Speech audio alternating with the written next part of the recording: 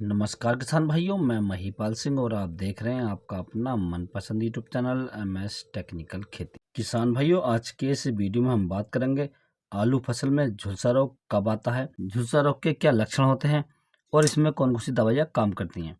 किसान भाइयों, इसकी 3 स्टेज के बारे में बात करेंगे कि आलू फसल में झुलसा रोग को आने से कैसे रोकें। यदि झुलसा रोग आ चुका है, हल्का फुल्का या झुलसा रोग के लक्षण दिखाई देने लगे हैं, तो कौन सी दवाई का इस्तेमाल करें। और किसान भाइयों, तीसरी स्टेज के बारे में बात करेंगे, यदि झुलसा रोग हमारे खेत में पूरी तरीके से आ गया है और किसी दवाई से कंट्रोल नहीं हो रहा है, तो हमें उसमें कौन कौन सी दवाइयों का इस्तेमाल करना चाहिए किसान भाइयों। और किसान भाई, वीडियो के अंत में बात करेंगे कि झुलसा रोग में हम कौन सी खाद का इस्तेमाल कर सकते हैं या नहीं कर सकते हैं, और कौन सी टॉनिक या ग्रोथ प्रमोटर लगा सकते हैं या नहीं लगा सकते हैं। तो आप वीडियो पर अंत तक बने रहिए और जो किसान भाई चैनल पर पहली बार आए उनसे रिक्वेस्ट है कि चैनल को सब्सक्राइब कर लें और पास वाली घंटी को भी दबा दें, ताकि हमारे आने वाले नए वीडियो नोटिफिकेशन आपको सबसे पहले प्राप्त हो। किसान भाई, झुलसा रोग की पहली स्टेज जो होती है, जब हमारी फसल स्वस्थ हो और झुलसा रोग उसमें नहीं आया हो, तो किसान भाई हमें उसमें झुलसा रोग की रोकथाम करने के लिए, ताकि हमारी फसल में झुलसा रोग आगे के लिए नहीं आए, तो कौन कौन सी दवाइयों का इस्तेमाल करना चाहिए।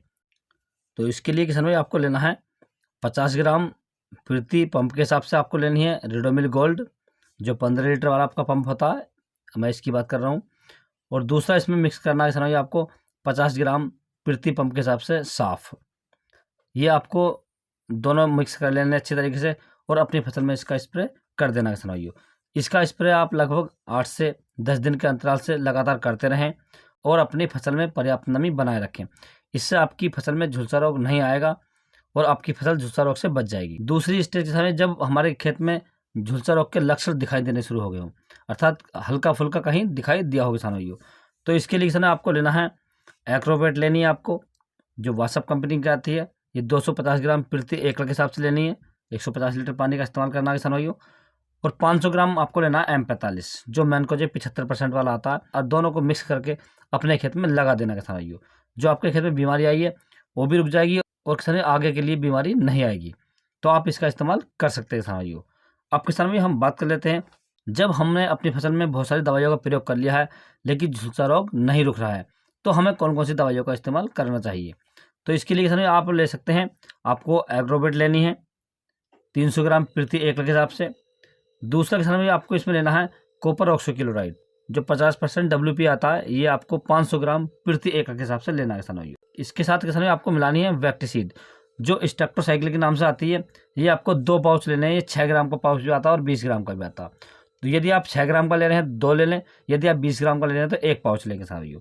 और इन तीनों को अच्छे से मिक्स कर लें और मिक्स करने के बाद आप अपने खेत में स्प्रे कर दें किसान भाइयों। आप देखेंगे कि आपकी जो फसल है उसमें झुलसा रोग आया हुआ था, वह लगभग 24 घंटे के अंदर अंदर पूरी तरीके से कंट्रोल हो जाएगा किसान भाइयों। यदि किसान भाइयों आपको ये दवाइयाँ नहीं मिलती हैं, तो आप ले सकते हैं, इसकी जगह दूसरा ले सकते हैं आप लूरिट ले सकते हैं, जीवा एग्रो कंपनी का। इसकी डोज की बात करें तो 250 ग्राम प्रति एकड़ लेना आपको।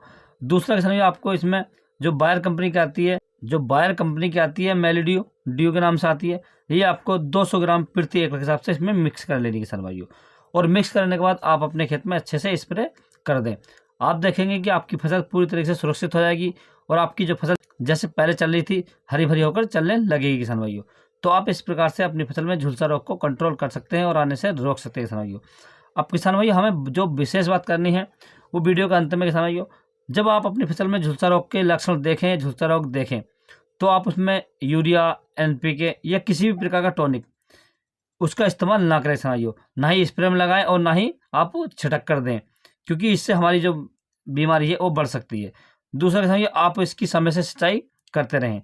यदि किसान भाई मेरे द्वारा दी गई जानकारी आपको अच्छी लगी हो, वीडियो पसंद आया हो, तो वीडियो को लाइक करें, शेयर करें। Thanks for watching my video.